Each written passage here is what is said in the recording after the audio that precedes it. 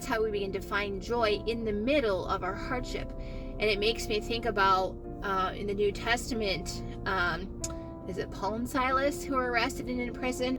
But there's two men of God. They're arrested, they're beaten, they're put in a prison, they're in jail. They're probably fearing for their life because, John the Baptist was recently beheaded, and Christians are being hunted down. And this is, they have to be scared.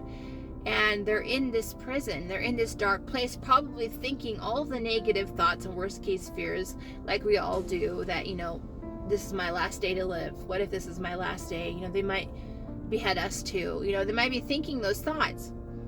And the way they found to win in the middle of the darkness, to find escape in the middle of the darkness, is it says that they began to open up their own lips, their own mouth, and praise and worship the living God. And that's when the real power shows up. That's when the real breakthrough comes, is when we begin to open up our own mouth and begin to acknowledge and praise and focus on the positive, which in their case, the only positive they had was Jesus Christ. So they're focusing on him and praising him.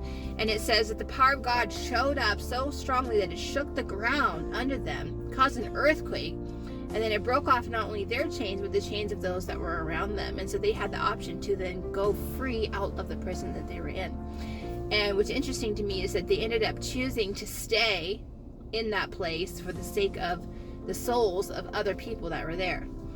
And it impacts me so deeply, because sometimes God calls us to stay in a place of crushing so that we can grow in intimacy with him, find the light in the darkness, and learn how to focus on it, and also how we can, and teaches us how to help other people, rescue other people who are struggling